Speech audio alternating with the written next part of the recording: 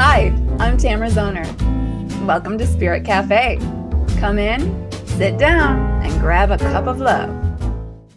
All right, welcome to Spirit Cafe. This is Tamara Zoner, and I'm very excited. I'm always very excited. You guys know this by now. I'm very excited to meet a new friend, Juni Bucher, who is a nutritional therapy practitioner, a certified meditation teacher, and you know that's my jam, and a breast cancer survivor who's passionate about helping people balance their hormones holistically so that they feel happy, vibrant, and fulfilled. Clearly, we're a match made in heaven. And I want to welcome you, Juni, to Spirit Cafe. Hello. Thank you so much for having me. I'm really excited to be here. I'm so glad you're here. And so it's funny because Juni's not a very common name, but you're the Mhm. second Juni that I know What? now in life. Really? And I just interviewed the other Juni like last month. No way. I So never meet other slightly differently. I Junies. know, it's such a rare name. Like, it's even more rare than Tamra or however other ways of pronouncing it. But so that was kind of a funny little thing. So as Wow. far as I know, Junies are really beautiful people. So I'm glad. Oh, thank you. I'm excited to hear the episode with the other Junie. Cool. Yeah, it'll be out before this one. So Cool. yeah. Keep an eye Awesome. out. So tell us a little bit about you and, feel free to weave in your spiritual journey and Mhm. what really got you to, I mean, it's clear you've had a clear indicator that says, I want to take better care of my health. Mhm. So I'm going to guess that's your wake up call, but probably you've had more than one. So just tell us a little bit about Yeah. you. And I know it's like a nutshell version of life experience and spirituality, but give it your best shot. Totally. Okay. I accept the mission. So I didn't grow up particularly in a particularly health conscious family or anything like that, but I did grow up in a family where there was some generational health issues. My first name is actually Jacqueline. I go by my middle name, Junie, but I was named after my grandmother who had only boys and always wanted a girl. So it wasn't until this next generation, I was the only girl in my generation. So my parents thought it was appropriate to give me my grandmother's name and Jacqueline, which is I love that name, and I was very proud to be named after her. And we had a special bond. It was interesting though; we did have a lot of the same health issues. She had Hashimoto's thyroiditis, which is a very common thyroid condition that a lot of people have, and it leads to underactive thyroid. So I was diagnosed with that at the end of high school, and it was then that I started to read a little bit and do some research into the relationship between food and your health. And I got really fascinated by it. That started a lifelong journey for me of just being very fascinated with the body. I was always a spiritually searching person, even as a kid. I was exploring different elements of religion and spirituality, and just kind of believed that there was something greater than myself always, and believed that our bodies have a lot of infinite wisdom.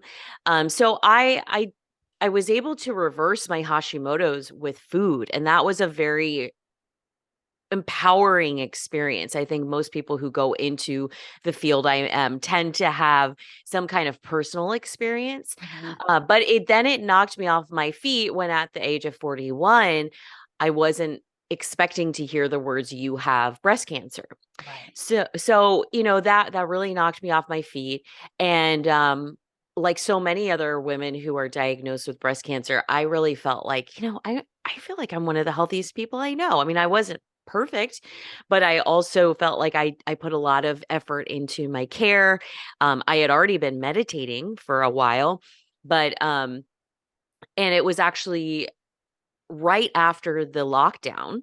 So I had really started to lean into my meditation practice through the pandemic, lockdown, quarantine. I just, well, actually, no, I'm sorry. That's incorrect. I got diagnosed with cancer right before the pandemic. But I had been meditating for a long time. So, but not very consistently.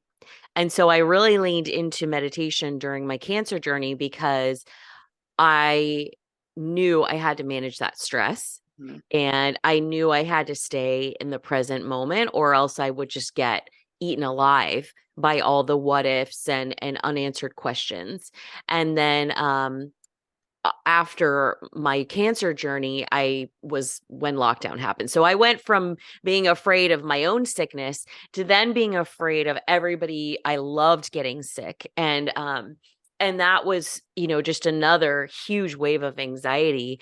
And so I really had to lean on my my sense of being connected to something greater, my sense that this is all has some meaning or lesson regardless of how painful it is, and that I could support my foundational health and my ability to see clearly and juice this experience and this sort of pain and hardship for all it's worth by treating my body well and kind of rooting in self-care. And that's what I did. And then I really wanted to I kind of redesign my entire life after that whole experience because I felt really called to help other people do the same thing.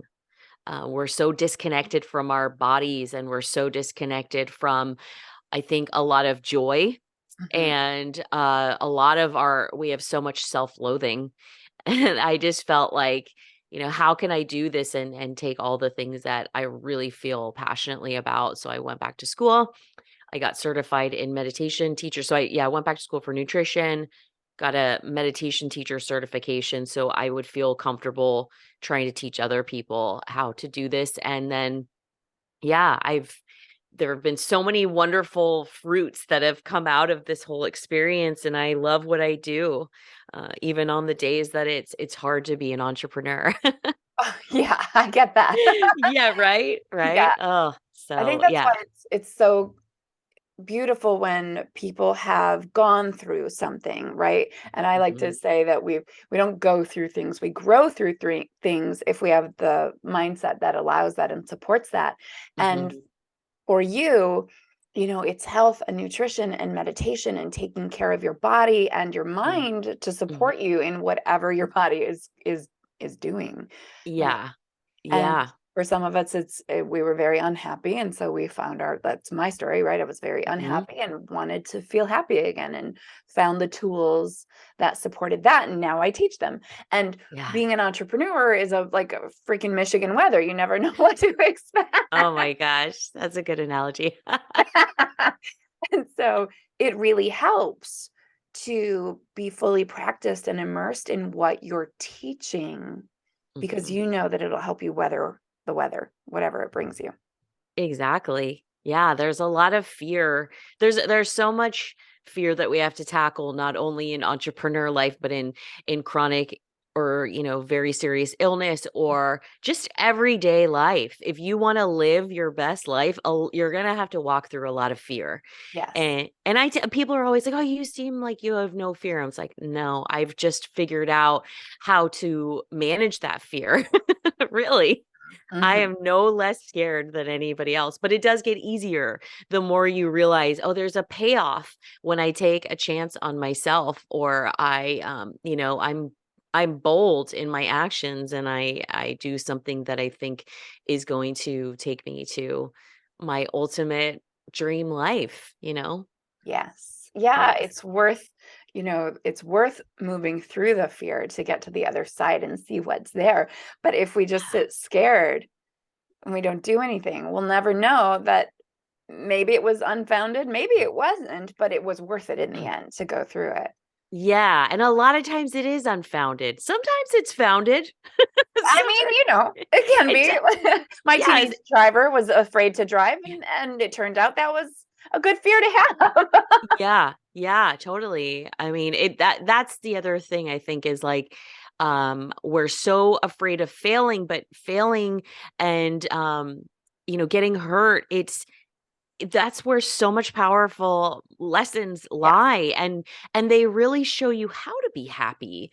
And I also think that living without regret if you're sitting there always just like, well, if only I had, that's a very toxic feeling. And, as I've gone down this cancer road, I've really gotten into the whole concept or relationship between emotions and disease. And there is actually a lot out there in terms of studies and books written, and it's fascinating.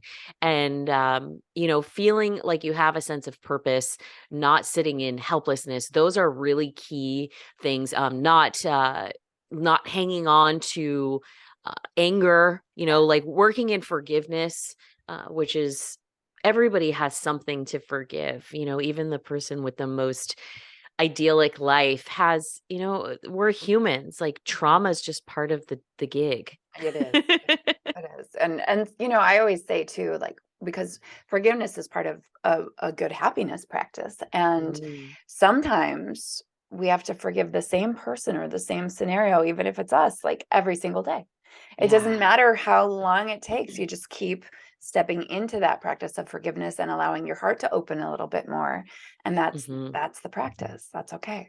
Yeah, that's such a good point. Because I get in that too. It's like, I thought I was done with this part. I thought I, quote unquote, healed, and Right. and there's no end, there's no finish line.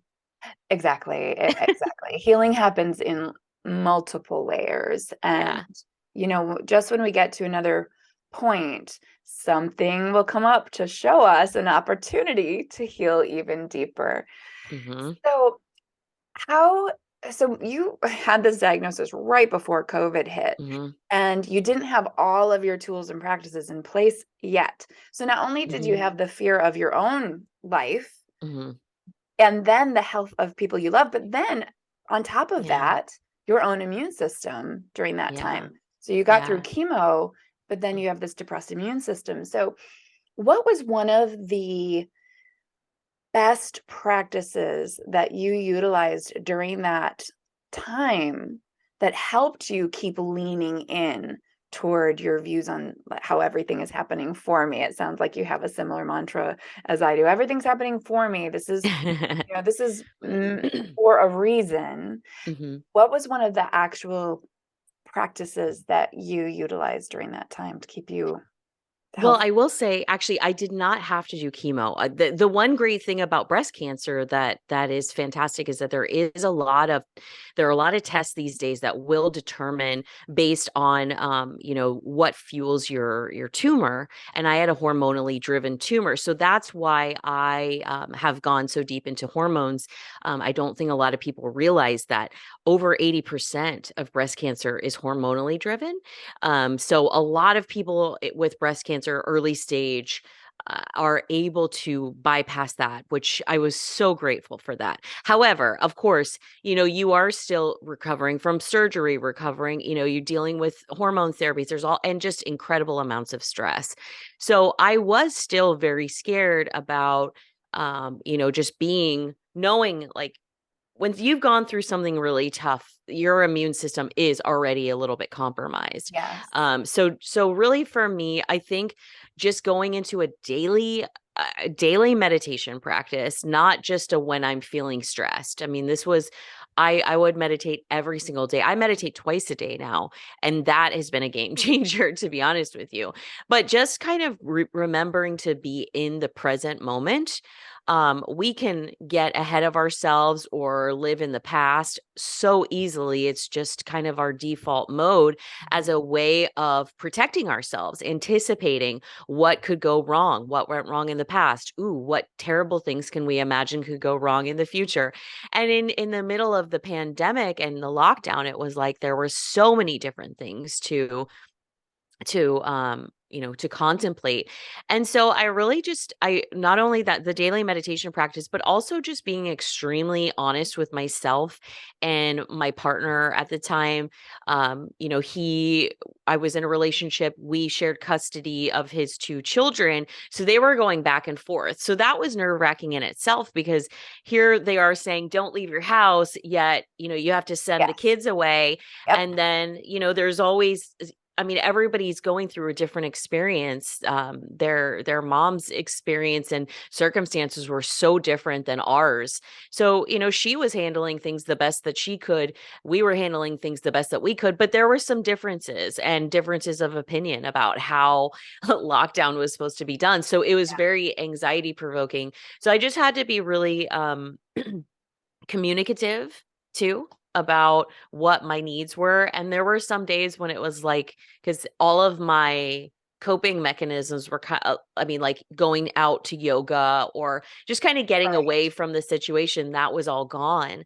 And I actually ended up making kind of an interesting choice. And I went on like a solo trip um, where I just isolated myself for like 10 days.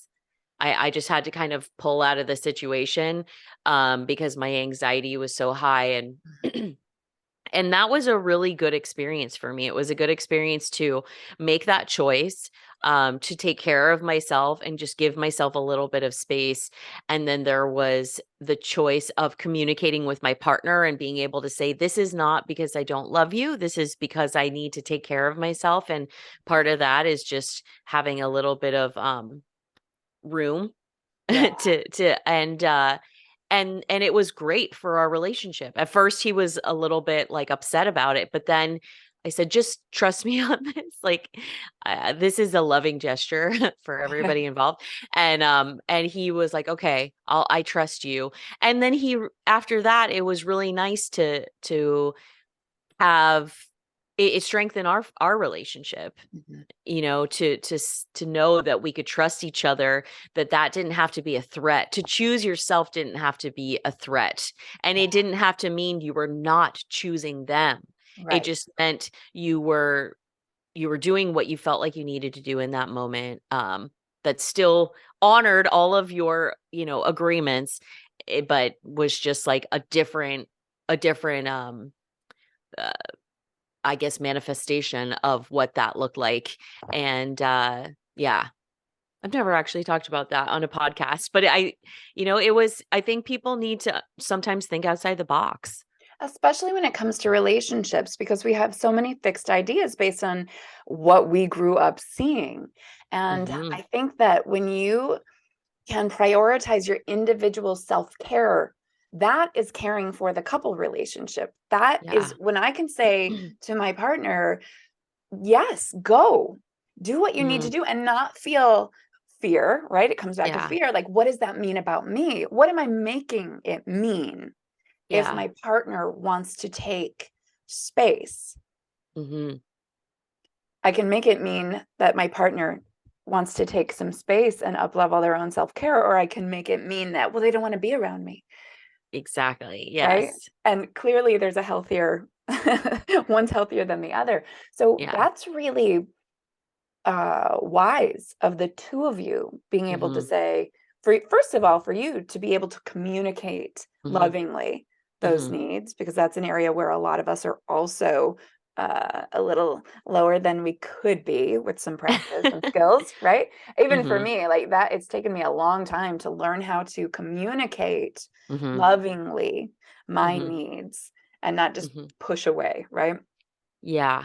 Uh, Yeah. so well done to the two of you. So what was it like for you in those 10 days? I think that's amazing. I have not spent 10 days alone in a long time. I have three kids, right? So Yeah, yeah, I there was just a lot of quiet. Um I went on a lot of walks I had my dog with me, and just kind of, I was exercising. I think I was doing a lot of yoga. I mean, I would talk to my partner. I was working at the time. I wasn't somebody, yeah, my work like what had been home based for a long time, and my work actually ramped up at that time, the company I was working for. So I was not one of those people that was just like, I'm so bored, I've learned how to start baking sourdough bread. I was just like, I'm working so many hours and it's crazy. And I'm grateful for that, but also I was envious of other people that were just like, I'm just gonna explore some things, even though they might have had moments of excruciating boredom. Um, So yeah, it was really good. I think that I yeah, it was an interesting just sort of exploration of self. And then, Mhm. you know, and to speak to what you were saying about the communication, one of the things that I've done somewhat intuitively, I'm sure I probably read it somewhere to do it, but a way that I try to frame conversations or difficult conversations with like a partner is always to like take a moment to really go to the underlying emotion. Mhm. Like that, to communicate what was going on and what I needed, taking that step of, okay, this isn't about just me being you're driving me crazy. I need to get the heck out of here. This is, hey, I have a lot of anxiety around um the fact that I just thought I got over being sick. I was so excited to not be sick anymore. And now everybody's sick and you guys might get sick. And it's just bringing up a lot of fear. Yeah. It's bringing up a lot of you know, I'm upset. Like I wanted to be done with this and I don't want to take that out on you. And Right. I can't resolve it by being in the scenario that's giving me a lot of anxiety. So instead of you getting stressed out by me being here, me kind of not knowing how to navigate this and really feeling uncomfortable and it potentially causing friction between us, I just need to go do this. I love you. I'll be there if you need anything. I wasn't even that far away. Mhm. You know, anything you need. I mean, it was going to be good for him too. Yeah. Really. That's how I felt like. And when you get to the root of things of just Yeah. like, I'm really in a lot of fear right now and it's making me spiral. And I just need to I need to remove myself from this situation just for a sec. And, I think when you communicate it like that, it's easier for people to understand. And, not everybody's able to get down to those deeper emotions, but Right. a lot of times too, if I feel like someone is not communicating well, I mean, granted, I can't read their mind and I prefer not to read their mind, but I can try to imagine and try that they might be in a place of fear or Mhm. trying, wanting more acceptance or nurturing or whatever, and then finding the questions to ask. I don't Yes. just make up a story, but Yes. I'll just be like, try to find questions. If I intuit, are you feeling uneasy or insecure about this? Um, is that factoring in some way? And if you ask it with like curiosity, like Yes. genuine curiosity, it Yes. doesn't sound condescending or like you're talking down to somebody, like, because ultimately, if we aren't looking if we aren't assuming our partner has our best interest at heart, or that wants to be open with us, then that's a tough relationship. For uh sure, for yeah. sure. That is, one of the keys to a successful relationship is assuming the best about your partner. And you touched Mhm. on a few things there. You were willing to get to the underlying feeling and be vulnerable in Yeah. sharing that, right? And then whatever they responded with, you were willing to be curious and Mhm. demonstrate that vulnerability and Mhm. invite it back, Mhm. which is Yeah. really, really, I think, that key to a next level relationship Mhm. is, moving beyond protective and allowing yourself Yeah. to be vulnerable and say, this Mhm. is what is really going on. And then that curiosity piece, Mhm. tell me what you're feeling now that Mhm. and being willing, I always tell this to clients, be willing to hear the answers you don't want. Yeah. Yeah. Be Totally. willing for them to say, no, this sucks. I don't like it. I'm unhappy. I'm walking away.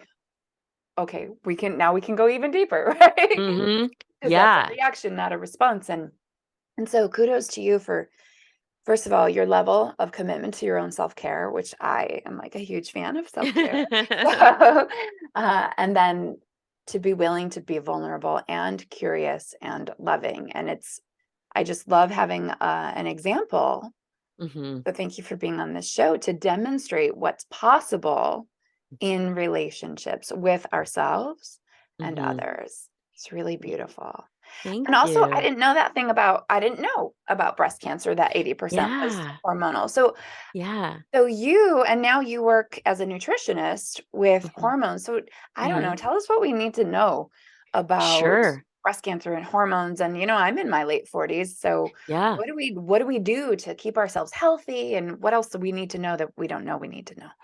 Okay, yeah, no, that's a great question and something I love to talk about because so much of breast cancer is driven by lifestyle. And a lot of people don't like to hear that, but Yeah. I think it's so important to know because we're just like, oh, that's bad luck, or oh, was it in your family? And most of the times it's not. So things to know: you need to keep your blood sugar balanced. I mean, like insulin. When you are constantly spiking your blood sugar by eating too many, I call them naked carbohydrates. So like carbohydrates aren't there's not they're not bad, especially whole food carbohydrates, sweet potatoes, whole grains, fruits, but they will spike your blood sugar. And if you're constantly on this, like, okay, I got my kids off to school and then I ate half of their bagel because they left it on their plate. I was too busy to make myself some dinner. And then I had a Starbucks after I dropped them off from school. Why do I feel so tired? Or why by lunchtime am I hangry and all I want is like I don't, some what could we say for like a piece of avocado toast and and another latte because I'm just so tired. Right. It's this constant roller coaster that people stay on, and that can create insulin resistance because insulin is what the body has to secrete to bring that blood sugar down, often overshoots, causes that dip, which is going to cause that irritability, the brain fog, the shaky hands, being hangry, craving sweets and some kind of fast energy like caffeine, which then just shoots you right back up. So eating balanced meals whenever you have a full meal, in my opinion, is, and this kind of goes against some of the wisdom, I suppose, that people have been told throughout the years, is that you should eat small meals to keep your metabolism revving. I disagree. You should eat like a substantial meal, breakfast, lunch, and dinner, if that's what you are hungry for, that has enough nutrients, fat, carbohydrates, and protein so that you can sustain your energy, allows your insulin to drop and your blood sugar to stay balanced. And you're not thinking about food all the time. That's a very important. Keeping your detoxification pathways. Like you don't need to do a cleanse at the beginning of the year per se. Your body is constantly cleansing, but you have to keep those pathways open. Those pathways are through sweat, through Okay. urine, through having a bowel movement daily. You should So have enough a exercise, water, fiber. Yeah, exactly. And also just being mindful of the products that you're using. Especially in the United States, there are so many chemicals that are hormone disrupting chemicals that we are constantly, even the most vigilant person who uses only non-toxic house cleaners, makeup, skincare, body care, even that person is constantly if they're living in our society, Mhm. being bombarded by endocrine disrupting chemicals, whether it's in your mattress or the ink on the receipt paper at the grocery Wow. store. Yeah, it's air pollution. So again, we need to make sure that we're keeping our, so drinking enough water so you're urinating, getting sweat. So and that exercise also, especially for women in their 40s, we are at a stage where we're, our hormones are declining, we're losing muscle. If you're not doing weight bearing exercise, you're probably losing muscle. It's just how it works. And that can really take your body composition out of balance. Fat stores estrogen. So as we get older, a little bit of extra fat it can be helpful, especially as in menopause. But it can tip over into a state where you're going to have like an imbalance of hormones, estrogen dominance, and that is sort of a risk factor for breast cancer. last thing I'll say, I mean, there's so much we could do, but so besides those detoxification pathways, making sure that your liver is healthy. Alcohol, unfortunately, as much as I hate to tell myself or anybody else this, alcohol is one of the major risk factors, alcohol consumption Okay. for breast cancer. And a Any lot of people, alcohol or like the sugary out, like wine is sugar, right? So, or just any alcohol at all. really any alcohol at all. I mean, alcohol itself doesn't typically have a lot of sugar. It's kind of what you mix it with. Right. So, but unfortunately, the consumption of alcohol can increase your estrogen levels. So the rule of thumb is 2 drinks or less per week. Okay. Um, a lot of us, it's hard because a lot of us are like, well, isn't like a really good glass of like low sugar wine, isn't that like high in antioxidants? And it's like there is a fine line, but unfortunately, I think and quarantine too, really women are drinking a lot more these days. I still consume alcohol. It's become such a part of our culture, It you has. know Yes. and whether it's you going out for a cocktail to catch up with your friend or for a nice meal, or it's like, so many women, I don't have kids, but so many women who have kids, it's like they're like, I just want to go not be a mom. So can we like go? I have so many Right. friends that are like, I'm the single childless one, so they're just like, let's go out, I need to go out, I need this. And it's like, okay. And I get that. I totally get that. Like reclaim that person that exists outside of being a mom, Yes. and they want to wild out a little bit. But also, we're consuming a lot of alcohol Yeah. and it does have a lot of health implications, unfortunately. So yeah, that 2 drinks or less per week, or saving it for special occasions. Mhm. I think in the coming years we're going to see a lot more information about alcohol, but it's just such a deep thing, so it's hard for us. But the reality is it is very high on the list of risk factors with breast cancer. And then the last thing is just like toxic emotions. Mhm. What are situations that you're in where, my old job, it wasn't a terrible job. I liked it for a long time. But the last year that I did it, every day I just felt like, ugh, I just felt I was so uninspired. Mhm. There were things that I had to do where I was navigating through sometimes people's really difficult feelings, and I was doing a lot of work on the phone. And these days, calling someone on the phone might as well be against the law, because even if they've asked you to call them on the phone, people are so defensive if they get a call from a number that's not already in their contacts list. Right.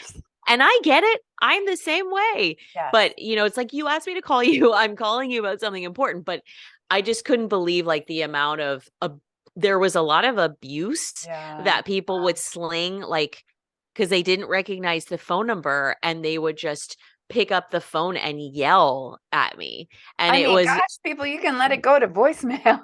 exactly. I'll leave you a message. I'll tell you why I'm calling, Right? so you know that I'm calling because of something you asked to be contacted about. Yeah. And so that was really hard for me. And there was just, I hit a wall. Yeah. And I was like, I can't do this anymore. So things like that, toxic relationships you're in, Yes. that has an effect on your body. It can lead you to a state of chronic stress, Right. and that causes physiological effects in the body. And stress and disease is very much connected. Totally. So that's in a nutshell. you Nice. know? Nice. One of the things that I study in happiness is also the body is obviously one of our areas Mhm. where we need to be mindful and take care of. And the Institute of Heart Math studies the Yeah. relationship between the heart and the brain and happiness. And what they've found is that just 5 minutes in a state of anger or frustration Mm. can depress our immune system for up to 6 hours. And the Yes. opposite's true, right? So 5 minutes in a state of love, appreciation, or gratitude can boost our immune system for up to 6 hours. So I talk about this all Oh, the time wow. because not only am I one of the happiest people I know, but I'm one of the healthiest people I know. And when people in hmm my house even are getting sick, I'm not, hmm partly because I'm consistently practicing. Mhm. stepping into those states, so releasing toxic emotions and people, and Yeah. and just really, up leveling my self-care in that way to make sure that it's not just that I'm getting enough exercise, water, or fiber, or Mhm. laughing a lot or whatever, but that I'm also being mindful of my social interactions. I could be more mindful about the alcohol intake. I'm pretty good. It's gotten better. I actually decreased over Mhm. the last couple of years instead of increased. But Mhm. yeah, I was married to a French guy for 16 years. So That'll do it, right? Yeah, yeah. definitely. So so cool. So okay, we're getting on now. It's been a half an hour, so I got to make sure I wrap up and keep Mhm. myself on time today. Um, but what so taking care of ourselves, Mhm. toxic emotions, getting a little sweaty now and then. Mhm. You talk about something else Mhm. that is a fun way to get a little bit sweaty. Yes, yes, I do. Yeah, that I kind of fell, I don't know if it's a little bit accidentally into, as a woman who was diagnosed with breast cancer a bit younger than is common, since I was in my 40s, and it's typically something, you see a lot in your 60s. Mhm. I started talking because I also have a podcast, and I've been, vocal in the breast cancer community on social media about what does it mean when, because I'm single now, and so I talk about, like, how does breast cancer affect your sexuality, because there are a lot of side effects, whether if you've had chemo, radiation, if you've had surgery to remove a breast, obviously that's going to affect your sex life. Yeah. Dealing with the body image stuff, and trying to find your way back into your body, feeling safe with your body. So Mhm. that's a point of passion for me. And mindfulness, I've also found, I've found some incredible work by a woman named Lori Brado, who actually worked with gynecological cancer patients, who a lot of women who are have gynecological cancer survivorship, they may have to go on hormone blocking medications, which can lower your libido, Okay. can potentially cause painful intercourse. And there is actually a lot that can be done with, in terms of, just products, pelvic floor physical therapy, meditation, just general health improvements. And I'm a member of the Rose City Sexual Health Collective here in Portland, Oregon. So I work with clients in my own practice with libido lifting, and helping women, kind of create the health environment that's going to allow them better sexual satisfaction, but also how to get out of your head, Yeah. and or how to change your relationship or your perception of pain, if that's causing you an issue. But for a lot of women, it's like, if you have a low libido, you're thinking maybe it's causing problems in your relationship, and there's a lot of spectatoring going on where you're thinking instead of being in that Yeah. experience. Yeah. So, if you think about some of the best sexual experiences you have, most people will say, yeah, it was like I just was so present, and those are the foundations of mindfulness, and a Right. mindfulness practice can really help you experience that, and that can be such a game changer. So yeah, I work with these other incredible women. If somebody needs additional support through a sex therapist, a sex coach, pelvic floor physical therapist, that can really help women. Almost all women I know, especially in their 40s, or if they've had Well, children, can use pelvic absolutely. floor Well, PT. and Yeah. you get whether you go through a health crisis or you just get into Yeah. your 40s and you're approaching menopause, like things change. Yes, they do. Yes. And so I love how you've kind of woven everything back together. It's such a holistic, Mhm. our health, our happiness, our everything. It's the whole Yeah. package. We have to be looking at all the pieces of our own personal puzzle. Yeah. So that's beautiful. And yes, women, you can have a great sex life like until you die, right? Yes, Whether yes, you're that partnered or single, right? yeah, it's a myth that, like, that part of your life goes away. And women in their 40s, 50s and beyond say that. I know a lot of women who say they've had, you have the best sex of your life in those times, because you give a lot less F's, and you know your body better. And if Right. you are in an empowered state, you can really like kind of, experience what you want to experience. You can shape that for yourself. And I love that you mentioned, the whole part of being holistic. And I like to tell people with this type of work, whether it's happiness work or what I do, like these things feed on themselves and they make everything else easier. A lot of people feel overwhelmed with the idea, well, how am I supposed to deal with my food and toxins and also emotions? It sounds overwhelming, but actually, like when you work with a coach, they can pace that for you so that it actually feels there's effort involved, but it then feeds on itself and it Right. just makes your whole life bloom, you know? Almost anybody that really dedicates to changing their health, they realize like, oh, I never want to go back because this is the easier way. It really is. Right, because So, you start to feel better, and then you can build, like habit yeah. stacking. You can build one piece on top Yes. of another. And so it's like I always tell people start small Hmm. because 1,000 baby steps will get you Yeah. there way faster and Yeah. permanently than if you Yeah. try to like leap to the next, big milestone. That doesn't work. That's Yeah. overwhelming. So back it Yeah. up, chunk it down, and just take one baby step each day. Even if one day you're like, Yeah.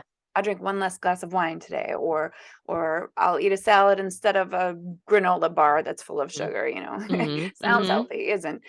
Yeah. Right. Yeah, Exactly. little baby steps. All right, so We, how do we get to work with you? Where do we find mhm. you, and how do you work with people? Yeah. So right at this present moment at recording, I'm doing one-on-one coaching.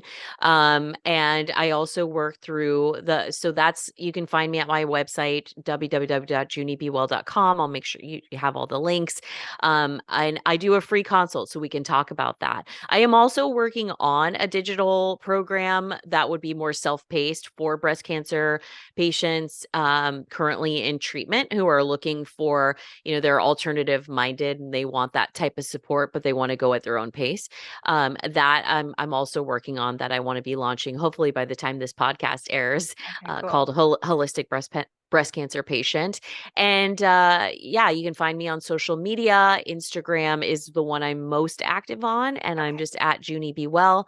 Got my podcast, Tata Cancer, and I'm also on Insight Timer for as a meditation Cool. teacher under Juni Bucher. All right. I will put all those links Yep. in the show notes and make sure people can find you and work with you. And Yeah. then my final question I love to ask people, I don't know if you've listened to recent episodes, but I tend Mhm. to ask, what do you, if you could only share one piece of wisdom with the world, what would it be? Yeah, that's a great question. And what I would have to say is don't wait for a health crisis to start taking care of yourself. Amen. It will make your life so much better. Yeah, you don't need to wait. No, start now, today. Beautiful. That is some sage Yes. advice. Thank you. All right, Junie, it's been such a pleasure talking to you. Thank you so much. I'm just going Yeah. to switch my view and say goodbye to our fabulous audience. I will talk to you again next week, but be sure to go check out Junie and take care of your health today. Do not wait. Like she said, now is always the time. And while you're here, go ahead and like and subscribe and share this with somebody who maybe needs a little bit uplifting of their own or encouragement to get on top of their health before it gets on top of them. All right, I'll talk to you next week. Much love. Thank you for joining us on Spirit Cafe. Please leave all comments on our Spirit Cafe Facebook page or in the comments below our YouTube videos.